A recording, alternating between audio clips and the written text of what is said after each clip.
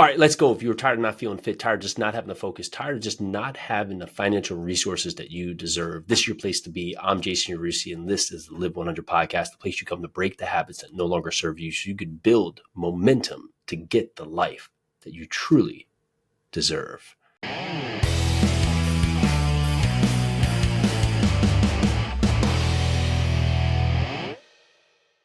So today I want to talk about burnout and optimization.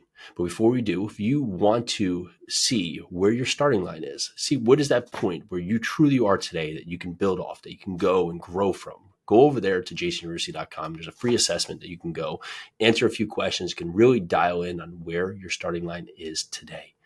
But I want to talk about optimization in life, right? So many times we're yearning to just find all the different ways to improve, right? So all the books we read, all the people we speak to, all the videos we watch, right? We're trying to just, how can I be better, right? How can I be a better husband? How can I be a better parent? How can I be more fit? How can I run longer? How can I make more money? How can I build a better business? How can I hire better employees? How can I have better friendships, right? I'm constantly trying to optimize.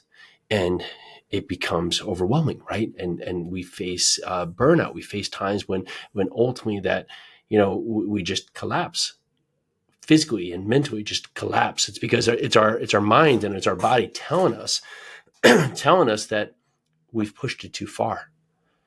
And there's a certain point in your life that you have to optimize, right? And you have to think about, like, what is it that I truly want in life?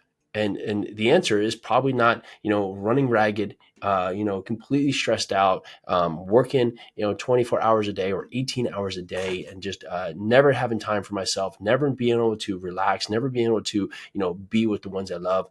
But I'm making money, right? But on the same front, there's a point of optimization within your life that you have to look at to understand how close you are, how far you are. Now, the fear of being far from your goals is true, right? Many times the circumstances lead us to feel unaccomplished because we're so far from our goal. But what we have to take into account with is to just give us credit of how far we've come. We have a lofty goal of buying over 5,000 units here at Yarusi Holdings. But if I look at that goal every day, well, then I would just be a failure. And then tomorrow I'd be a failure. And each day that I haven't acquired that many units, I would be a failure. But if I can get back to the actions that I'm taking, the things that I'm controlling, how many sales calls or how many calls to brokers are we making? How many properties or deals are we underwriting? How many offers are we making, right? I can control that part of the process, but I can't control who's accepting my offer. I can't control the opportunities that I close on. I can't control the acquisitions that we make, right? But that's a lot with our life, right? We set our expectations so far out, and we're constantly just burning and churning and working and just, pushing through to just get to this result. And it takes a toll on us. And we're just mentally tired and our body's tired and we're physically overwhelmed, right? And you can think about this from everything from just, just trying to be a good husband to just, working out, right? Is that it's hard to get to these goals. But we need to look at our process and to say, what is working and what is not working? And the more truthful we truly can be upon ourselves, just truly taking ourselves outside of ourselves and looking back at the person we are in the moment. How are we waking up in the morning? How are we showing up, with our kids? How are we showing up at work? How are we showing up, when we're going to work out?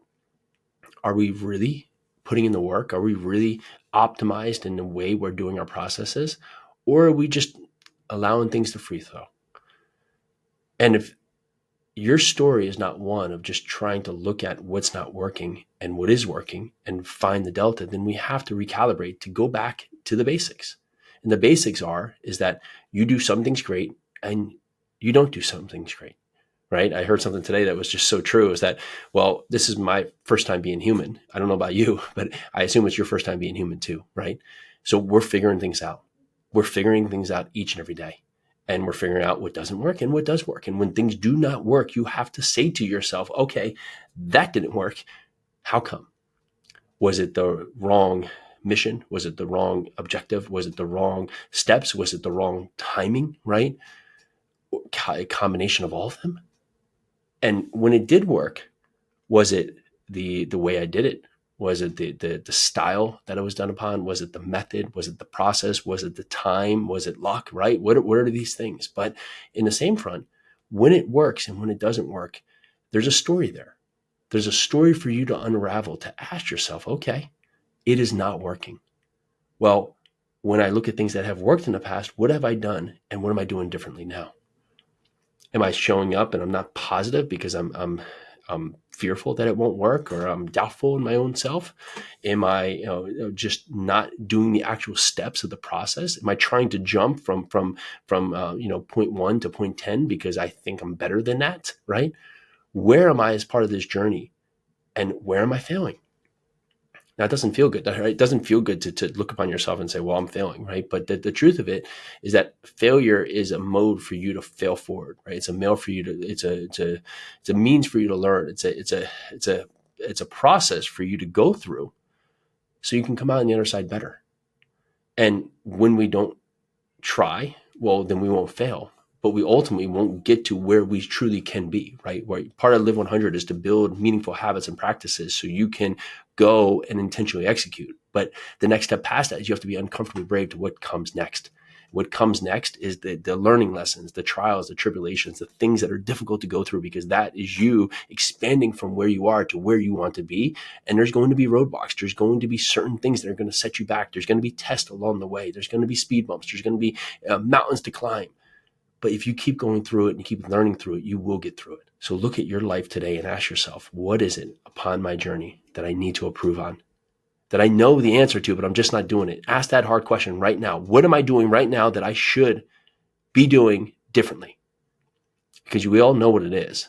And the truth of it is that you know what it is, you're just not doing it. So let's go down there and let's take action today. Let's put ourselves in the best light to continue to expand forward, to continue to be my best self, continue to take the action that truly gets the results to live the 100 that you truly deserve. All right, that's what I got today. If you can do us anything, go down there and share this podcast for someone else who's in their own way that needs to hear this message to get out and push themselves forward into the masses. Let's do this.